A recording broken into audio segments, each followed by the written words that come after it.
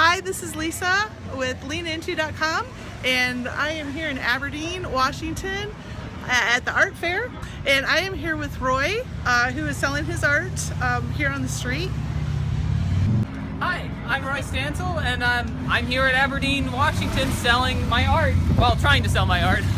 This is only my second year, so most of it's for free. I just give my stuff away because it's not worth anything yet. But yeah, this has been a really fantastic day. And what made you get into doing your art?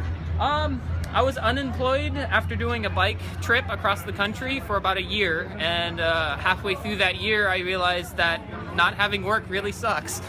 So I started pursuing my art because someone recommended it, and right now I'm in year 2, so it's kind of an experiment. I'm not sure where it's leading.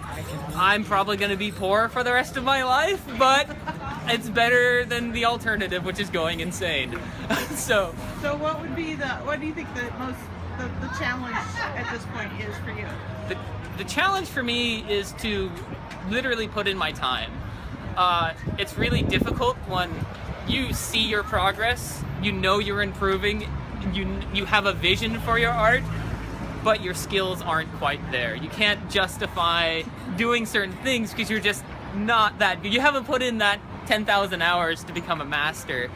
And so coming to terms with that is really difficult when you're halfway through that process and still figuring things out and still learning painful lessons of this works, this doesn't work, and it's all just one giant learning process. But that's really cool because that's why I can give away so much art, because it's practice, and you know, it shouldn't matter at this point in time because I like to be able to provide decently nice art for free. You know, it's like so many people come up to me and say, hey, I would love art but I can't afford it. So I have art for everyone, and I'm just trying to stay sane.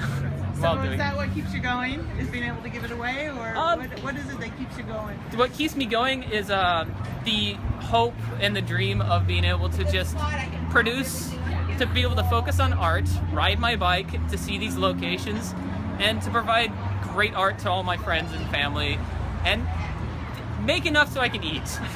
I hate the fact that I have to sell this stuff, but I've got to eat at the end of the day, and it's really a hard thing to come to terms with, but I mean, we do live in a civilized world where money is a thing, and that's just one of the consequences. And where can people find you online? You can look me up on Facebook. I haven't really got into the whole social media thing yet, but Facebook, Roy Stansell, just look it up. How do you spell that? RoyStansell. I really try hard not to post anything except pictures of art, because I want to fill Facebook with good art, and unfortunately I flood art onto Facebook, so good luck if you look. It's a big mess, but it's a start. You got to start somewhere. Okay, great. So what are you using? What's your medium, and what are you, tell me about these. What are your favorites? Okay, so primarily my medium that I use, honestly, my workhorse, is just pen and ink. I'll show you what I work with on a daily basis, every day. It's essentially sketching. Sorry, I'm completely ruining the interview. But most of my time and energy goes into these. Just really simple like pen. A Zentangle. Yeah, it's, you know, you just draw your shapes that you really enjoy, the ones that you're comfortable with. This is all of the prototype work. This is the hard stuff this is where you come up with your new stuff. Okay. And a lot of times it's just over and over, very similar things, slightly different variations. And this is where it gets really difficult because you're doing the same thing over and over, but you have to find original ways of doing it. And so, you know, I got a couple different things in here. Clouds. Okay, so then you transfer that? Yep. All that I learned from this book, you start applying it to paint. And the tricky thing with paint is I use acrylic, and I actually mix my acrylics sometimes with varnish. That's why it's so... Okay. You can transfer color from underneath up to the top. And so this is all acrylic.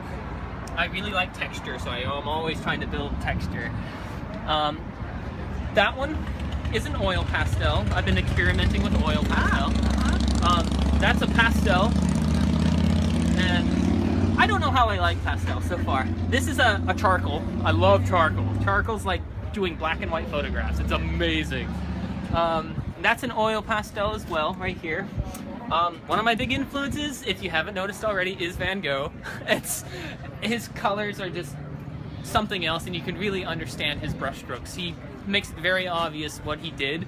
If you take the time to pull apart his paintings, you can learn so much without the insanity part. Yeah, he learned some hard lessons for us, so the best we can do. This is all my practice stuff. I believe most of it is acrylic. Some of this is some of my early work, so you can really feel the texture on some of this. Like this one in particular was one of my early experiments. Beautiful. And just something fun to do. And these are the ones that you're giving away at this point. Yep, these are all free.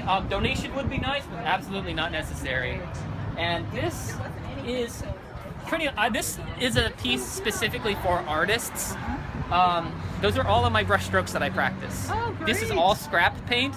So when I have extra paint, I put it onto a canvas and really try to come up with new brush strokes, because it's scrap paint. It doesn't matter if you screw it up. So it's really nice to have that freedom, and you end up with some really weird looking paintings.